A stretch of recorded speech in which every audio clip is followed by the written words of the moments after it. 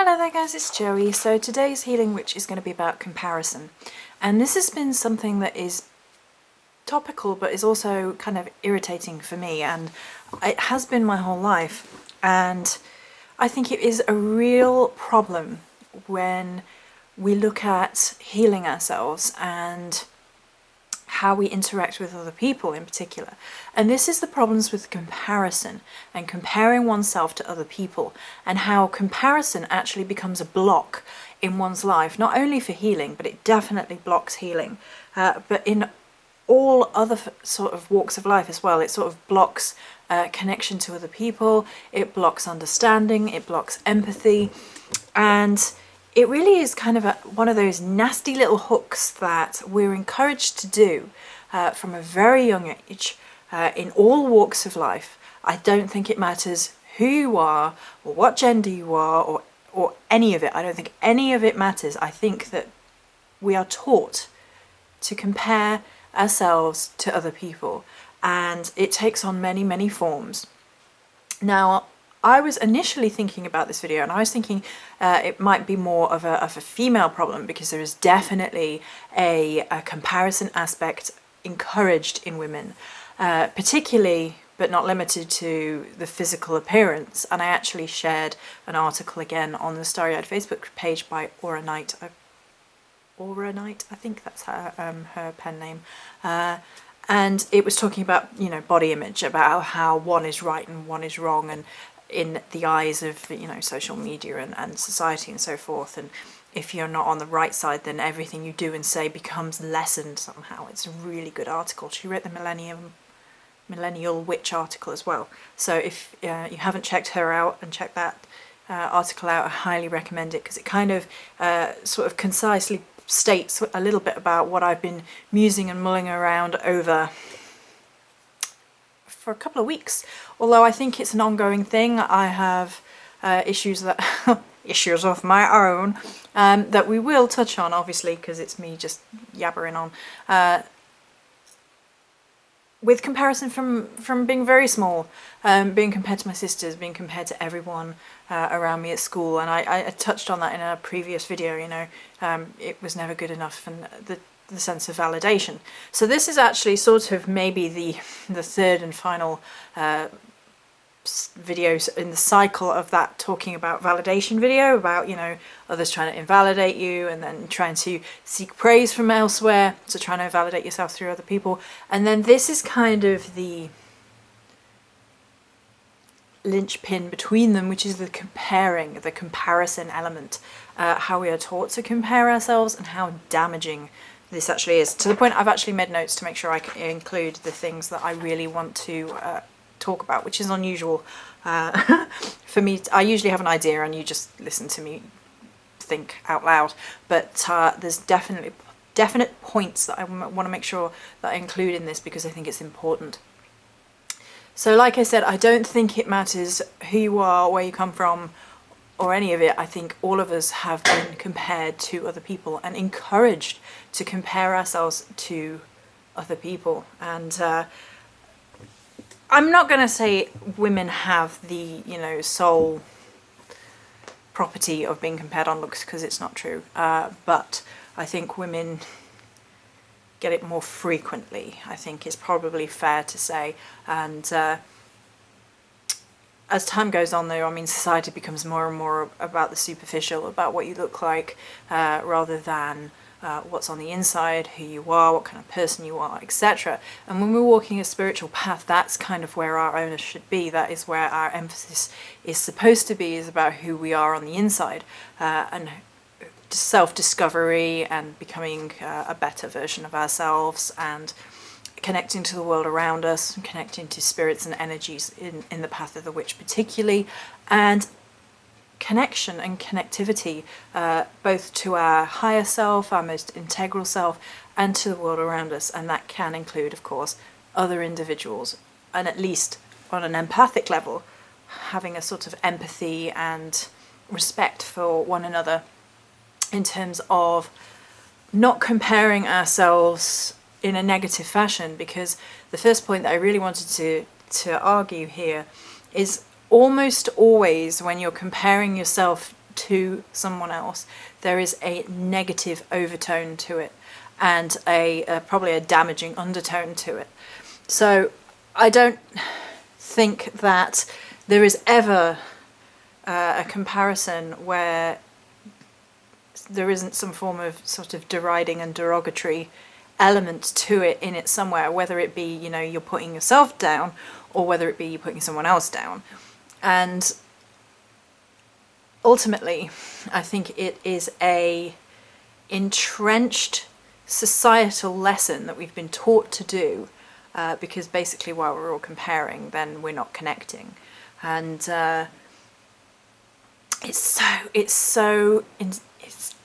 it gets into you, and it gets into your mind state, and it pops up all over the place. Like, some of the times you're doing it, it's quite easy to identify, and then other times it's kind of sneaky, it kind of sneaks in, and you're comparing and you're not even thinking about it. And it tends to be things along the lines of physical appearance, materialistic notions, money, wealth, property. Is it those two things? Like, physical appearance can cover, you know, from weight to prettiness to, I mean, it comes in at all, you know, like, I wish I had her hair, I wish I had her boobs, I wish I had her legs, you know, height, and all of it, you know, it comes into this idea that we're given this ideal, and if, you know, where we should be in life. And it even comes to the point where, like, aging, you know, we're comparing ourselves to, we're not good enough anymore because we have our first wrinkle. We're not good enough anymore because we have our grey hair. We're not good enough because we are fully grey. I don't know, you know, whatever. And it becomes set in this idea of this young, thin, pretty, and that's, you know, beautiful. It's the ideal, you know. And we put this on a modern pedestal. And I mean, that's the female archetype, because I think for guys, it's probably more young, buff, you know, like muscular, and rich and successful, and I think those can be applied to both. But I'm going to say maybe men have a little bit more onus on status items, but I don't think it's a huge difference. I think, you know, women do as well, but it just depends what kind of item we're encouraged by the world around us to think we need in order to be complete. And it is basically the antithesis of being complete, because stuff ain't gonna complete you, it's just gonna clutter you ultimately. I'm not against people purchasing things, I'm not even going to get down that road, because I think if you go too far down that road, I think you get into a space which is really negative as well, because you're basically taking the comparative thing too far, and you basically, you know, you can get into cult-like behaviour where you're basically being controlled by your lack of having things, rather than being controlled by needing and wanting things. So it's not a good balance either way. But I basically feel that this self-derogatory comparison thing is kind of entrenched. And I was thinking about, you know, obviously it comes from childhood in a lot of cases, but it carries on. It never stops, and I think we are taught it. I don't think it's something that's naturally necessarily there. As you know, I'm thinking about, you know, as kids, it doesn't matter who you're playing with when you're very young.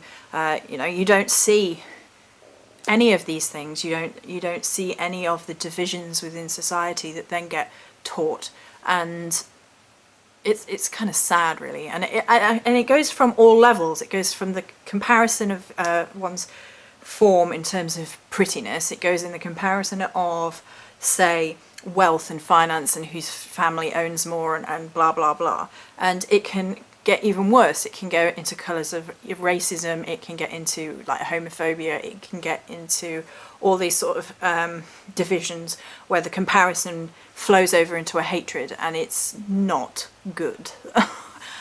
For all intensive purposes, the comparison, as if one thing is better, holier, whatever than anything else, becomes problematic. and it stops us from reaching out to other people and understanding that we're all human beings and reaching each other on an empathic level. And it's when hate seeps in. Basically, when we give in to complete comparison is when the hate can form, because it has a us versus them mentality, and comparison facilitates that. And it really is an insidious little bastard of a thing. And it, you know, you say comparison, and on the surface of it, it doesn't sound that terrible. You know, we compare and contrast within sort of intellectual realms all the time to get to the bottom of a truth. We look at what we know, we look at what we've been through, and compare that to what we're going through, and we look for the lesson, and we seek. And that's a proactive spiritual path walking of a fashion. It's not the only one, obviously, but it's, you know, relevant within comparison terms. But when we're doing it to other people, it becomes scary. And it's not even necessarily the right thing to be doing in terms of our own spiritual growth. Just because something worked one time in one situation doesn't necessarily mean we should be doing the same thing over and over and over again. Although arguably that's you learning to compare things and to learn what works and what doesn't, but still. So I think in terms of a spiritual path working, the comparison of yourself to others can be a really negative thing, to the point where you're basically eroding your self-confidence, you're eroding your purpose, your sense of self in a lot of ways, because you're feeling like you're not good enough. And other people can consolidate this, and it's really, really unfortunate, really, really not very pleasant when this occurs. And I can pinpoint different parts of my life where I remember so strongly certain phrases that have been used, things that have been said, that will stick with you, and they're kind of ugly, basically, and they stick with you. So I was talking about this on Facebook last week, I think, maybe, and I was saying, you know, how I thought it had been taught, and like talking about it from a female perspective, obviously, as I am indeed a female. Had you noticed? Just in case you haven't, I am indeed a female. So one of the lines that stuck out with me is, oh well, you're cute, but she's beautiful. I've had that said to me. That was said to me in context of basically why a mutual friend, he wasn't involved with anybody, although he wanted to be involved with the other woman, which, you know, you can say that explains it all, but whatever. He took her side in an argument for that reason, even though she was wrong, by his own word. Even though she was wrong, you know, well, you're cute, but she's beautiful, so your opinion doesn't matter. And that one stayed with me. I was like, wow.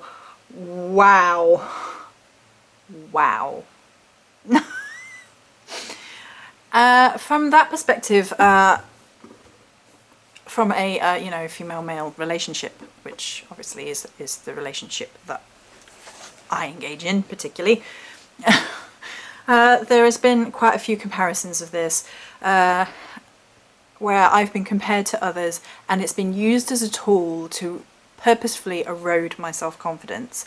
And the one that I can really think of is one of my very first serious boyfriends.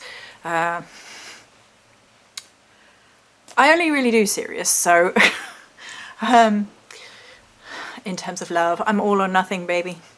So when did it first start? I'm gonna say 13, but it was on and off again for quite a long time. They were like 5 years, on and off again. And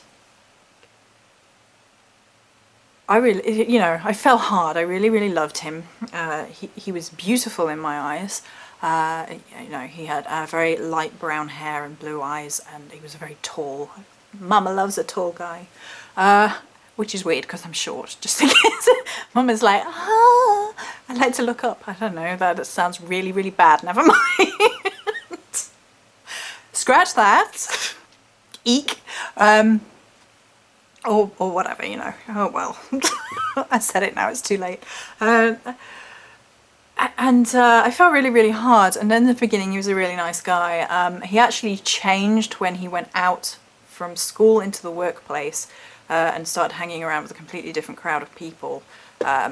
He in a phone shop, and it was hanging around with stereotypical young male salesmen who treated women like crap, and he proceeded to become one of those. And he cheated a lot. And because now I'm going to say because I was young, I didn't really know how to deal with it, but I think that's probably an unfair comparison, because I think, you know, at certain points in our lives we fall very hard for people, and if they mistreat us and we don't necessarily know how to deal with it, and there is no correct answer. That's exactly what I mean about the comparison thing, because you're in your head, you're going, oh, well, I was younger then, and maybe I know better with age, and it's not necessarily true, because that's another comparison thing which gets thrown in your face as, you know, well, I'm older than you, so I know better, as like age being a comparator that can be used to deride someone else, and it's not necessarily true.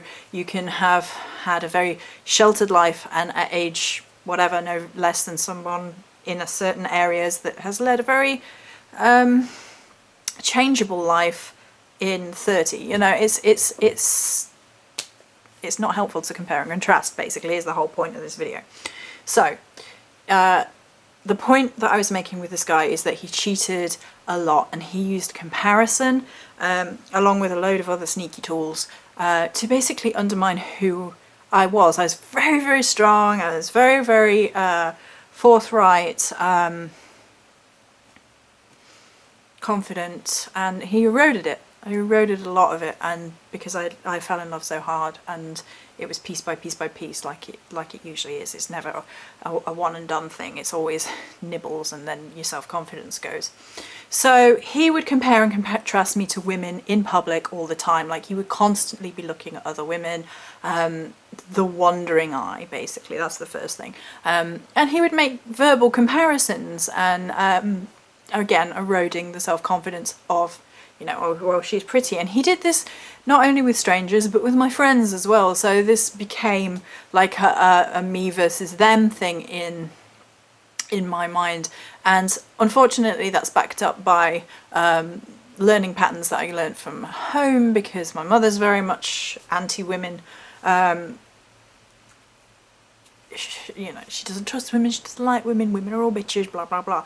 That's the mentality I grew up around. So, yeah. So it became an us versus them thing. Like, every other woman was a threat, every other woman could take from me the guy that I was deeply in love with, and did. So there were a few occasions. The first one that sticks out is that I went on a double date with him, his friend, who was a mutual friend, who was also my friend, and his new girlfriend. And we were all getting along. I thought we were having a really good time. I thought she was really nice and really friendly. And after I'd gone home that night, my now ex-boyfriend and that girl slept together. And I actually confronted her at that point. I was a little bit still on my strong kick at that point. I was like, you met me, you were laughing with me, you were joking with me. Why would you do that? Why would you sleep with him? I saw what I want and I took it. I don't care about you, was the response. Yep, that's the response I had. And it's not the only time I've had that from women, that's sadly, that, you know. And I think I did break up with him at that point. But as I said, it was on again, off again, on again, off again, because this guy got in my head. And there was another woman, and this went on a lot longer. Like that girl was one and done, but there was other girl that he kept going back to and kept sleeping with. And they would send emails, and I found some of the emails, and they were basically making fun of me, deriding me, calling me names, and continued to do so for years and years. Even like I went back home with someone else at one point, and I was involved with someone else, and unfortunately he and that girl, they were involved later on and cheated on each other and then split up lots. So, you know, nice healthy relationship, I guess, you know, when that's what, I don't know. Right, whatever. So even when I went back, like after I had left, I'd gone to bed actually, I was upstairs, the pair of them were slagging me off to everybody in the room. All these new people that I wanted to get to know and get to meet had this not very pleasant image of me because they were just slagging me off to all these people, and I was like, wow, there you go. But he would do the comparison thing, and he would instill that in my head, you know, oh, she's better, oh, she's putting out, oh, she's prettier, oh, blah, blah, blah. And it erodes at your self-confidence. Now, at this point, right here, to anybody who's in the situation where, you know, your partner is making you feel lesser than somebody, he would choose someone else over you. He's saying someone else is prettier, someone else is better, someone else is blah, blah, blah. Or you've been cheated on and thing. Right, the problem is with him, or if it's a woman, with her.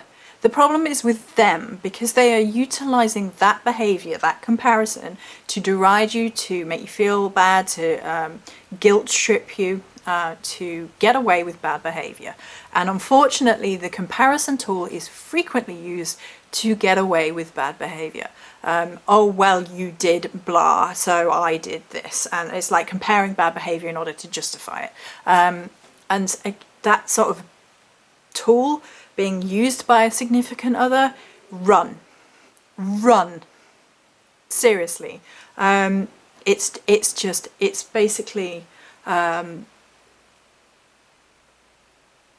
don't even know how to say it in basic terms. It's deriding who you are. It's comparing you in a lesser fashion to anybody else. If you're not their number one,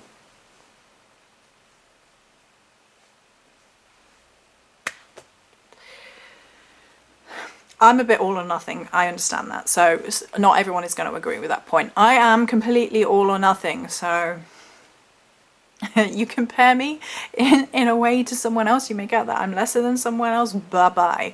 In a relationship. I'm sensitive about it, clearly. Clearly. Look at this face. Getting quite fierce about it. But no.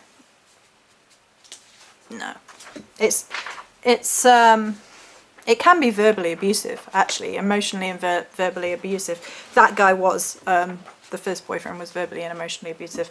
He was even physically aggressive on occasions, so he was an all-round not worth it. We learn our lessons. But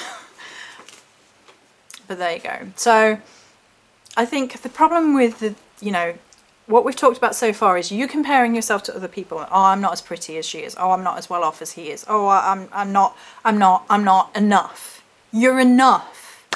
You are enough. It doesn't matter if you don't have all the money. It doesn't matter if you don't have all the answers. It doesn't matter if your waist size is smaller than an A4 piece of paper. It matters who you are as a person, what's on the inside, the good works that you do, the kindness that you show, the self-journeying and progression you do along the path line of whichever spiritual path it is that you're working and walking. That's what matters. You are enough. And anybody who is in a relationship with you and is making you feel that you're not enough,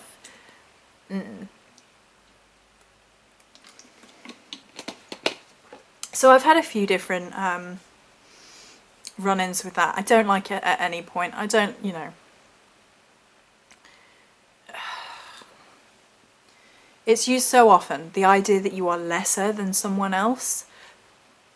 It's not healthy, and it's not pleasant, and it's not love either. It's just not. It's like, oh, well, I love X more. Okay. I've had that in friendships as well, you know. Oh, well, she's my best friend, so even though I think that she's wrong, I'm going to stand by her and tough tits. And it's like, okay, bye. I'm done. At that point, if that's where your integrity ends, then I'm done. True friends should be able to tell each other when they disagree, and tell each other off. That's perhaps an oversimplified and not very well phrased turn of phrase, but have discussions about things when you don't agree with one another, rather than,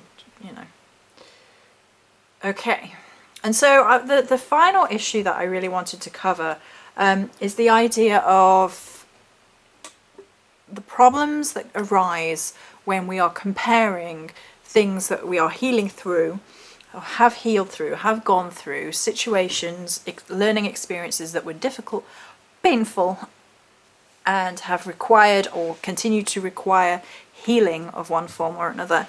And we're comparing it to other people's. And this happens quite a lot. And I'm guilty of the first form, which is where you make out what you've been through isn't as bad as what some other people have been through, so you have no right to feel bad about it. So you have no right to be in pain about it. So you have no right to take X amount of time to heal through it. And I've done this myself. When people sit and ask, and I've discussed past abuses at the hands of my family, I've said, but it could have been worse. I didn't go through what my sister went through, or at least, it could have been a lot worse. It's not like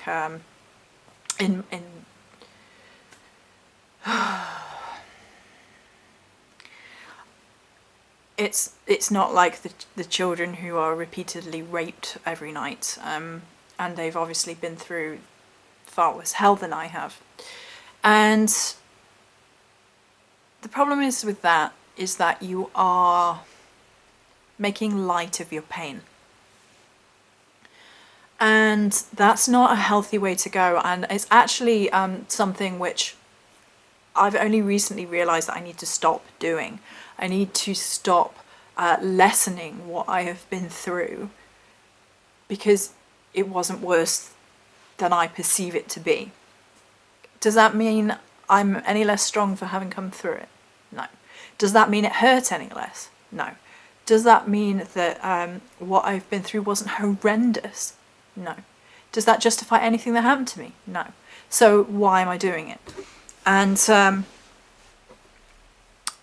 I think this is very true of women. I don't know about guys, but we tend to sort of make ourselves small in order that other people will feel more comfortable in some way or another. And we need to stop it. We need to stop that right now. You have to stop making yourself smaller in comparison to everyone else to make other people feel comfortable. What good does that do? You're lessening your shine on purpose. You're trying to dull yourself. You're trying to make yourself acceptable or smaller or invisible or less threatening or less present. And it's so bad for your soul. Be the wild, be the fierce, be the strong, be the talkative, be the outspoken, be the oddball, be set out from the crowd. You don't have to fit in.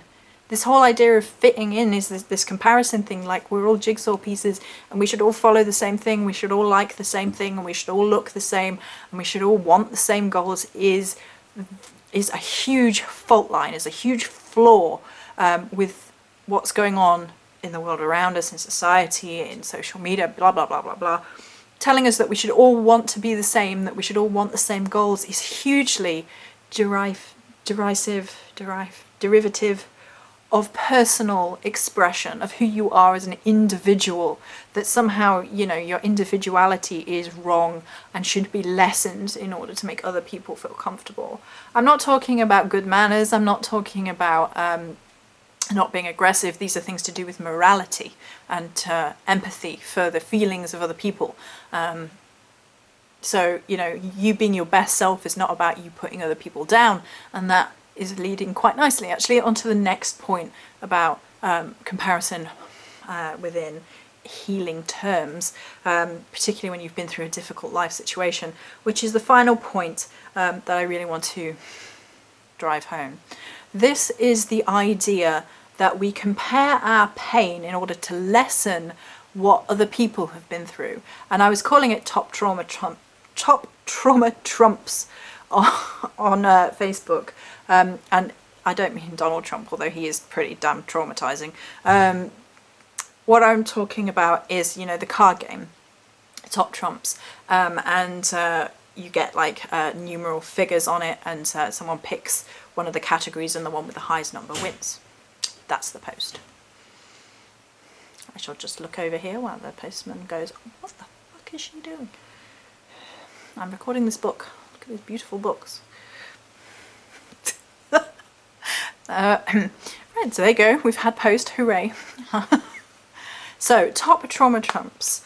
The idea that basically you make out what you've been through is so much worse than what X person has been through, so I don't know, it's usually to null and invalidate that person's opinion, feelings, what they're going through, their process of healing. And I've seen this take a passive-aggressive stance, and I've seen this take a aggressive stance. So the passive-aggressive stance is, oh, well, you don't know about my life, you don't know what I've been through, I've had it so much worse, so whatever. And if you really don't want somebody's personal opinion, somebody to try and help you, somebody to try and communicate with you, someone to try and bring their experiences in, I mean, you have to be careful when you're doing this as well, because obviously you don't want it to be like, all about me, top trauma trumps.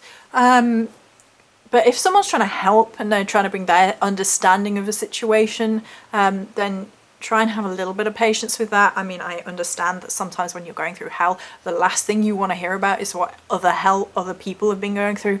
I understand that fully. And if you're in that place, then you need to make that quite clear on a public level, on a personal level. You just need to just say it strongly, firmly, and without hatred. You know, just, I'm not in a place right now where I can take on the problems of other people because I'm struggling, basically. But the passive aggressiveness to invalidate other people's pain, other people's trauma, other people's healing process, it's not healthy, and it's blocking their healing. They might need someone to hear them. You might actually need to hear what they've been through too, and it can form a bond. You can get together and help each other. You can just talk. You can talk to someone who has been through a similar, if not same, situation, and that can be a really good thing. It's not necessarily always going to be a good thing. It's not the right decision for everybody, but it could be a helpful healing indicator, and at the very least, stop invalidating what other people have been through by the art of comparison. Like, oh, you lost an arm? Well, I lost a leg. What do you know about pain? And the other one is the kind of the aggressive top trauma trumps. Well, I've been through far worse shit than you, so bring it. And it's like, what the fuck? I think anyone who says that has got so far to go. Like, this kind of aggressive comparing ourselves to one another, as in, you know, I can take you, I can best you, I can out trauma you, and it's like, I nearly said bye Felicia then. That's how I feel about it. It's like, what, okay, whatever.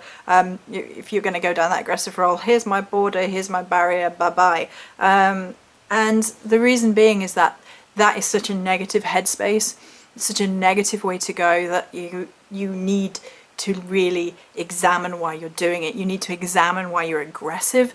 You need to examine why you are attacking another individual and using trauma and the comparison of trauma in order to belittle, to invalidate, to threaten, or, you know, to try and cause a fear reaction in someone else. Okay, you want another individual to be afraid of you, to think that you're above them, to think that, you know, to make them compare themselves to you and feel bad about who they are. That needs examining. That's kind of scary. That's kind of like really worrying in terms of spirituality, and I have seen it in spiritual circles, and in spiritual circles it's really unfortunate, because the whole point of spirituality is to look within oneself and to try and become the best version of oneself, and however that may take form, take shape. And if you're aggressive and nastily looking out and using your trauma as a weapon, then it kind of makes me wonder if it's making people relive the trauma all over again, because the trauma becomes something to attack with. You know, like the phrase that, you know, people who have been bullied become bullies, and I really don't like it, because I don't think it's true in all circumstances. Certainly people who have been bullied can become bullies at some point as a self-defense mechanism. That's a possibility, but not everybody will do that. And I don't like the whole catch-all phrase, but when people are being that aggressive with it, it makes me feel that they're on that cycle, that trauma can be then used as sort of a confrontational weapon, and that needs to be identified as a problem within oneself, and really internalize that it's been done, and looking at the factors that are making you aggressively snap out at other people. Why are you doing that? Why are you using what you've been through like a weapon? I think there's a fine line between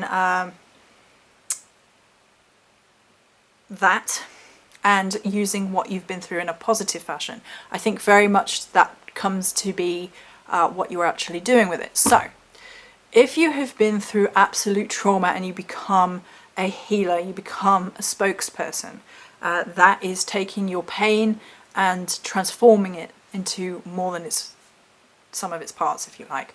And I'm an advocate for being anti-domestic violence for the very reason that I've been through it and other circumstances, and I will speak out against it regularly. It's not about me at that point. It is about people who are going through it. And that is taking it, I'm putting it into it's not, I don't want to call it a use, but reaching out and forming connections rather than comparisons because of what you've been through, because of the pain, you know. Reaching out to people who have either been through it or are going through it or are in danger of it, and saying, you know, you're not alone in the world. And that, for the large part, is why I make these videos. This is why I talk about the healing witch. This is why I talk about past abuses that have been committed against me, and so on and so forth, because people, you are not alone, basically. And that's the key reason that I make these videos, very much so. So I think you have to be very, very careful in comparison, in comparing yourself to other people, even in comparing yourself to you, you know, oh, I used to weigh X amount less and now I don't, I'm such a failure. You have to be very, very careful with comparison. It's a very, very slippery slope of deriding yourself and other people, and I think you have to really look at what you're doing. Are you validating yourself at the expense? Are you invalidating yourself at the expense? Are you invalidating someone else at the expense? Are you validating somebody else's experiences more than yours? Why? And really take stock of what you're doing. And then the healing process from that can begin, because the first thing you need to do is identify what's going on, where you're comparing, why you're comparing, if someone else is comparing, what they're saying, why they're doing it, which is obviously a little bit more difficult. But, you know, like if you have a boyfriend in that vein that I discussed earlier that I've had more than one, unfortunately, where they are comparing you to others and making out that you're not enough, then that needs to be addressed, because you are enough. And more than that, you're amazing. So go out and be the best you can be. Right, so that's it for this video. Many blessings.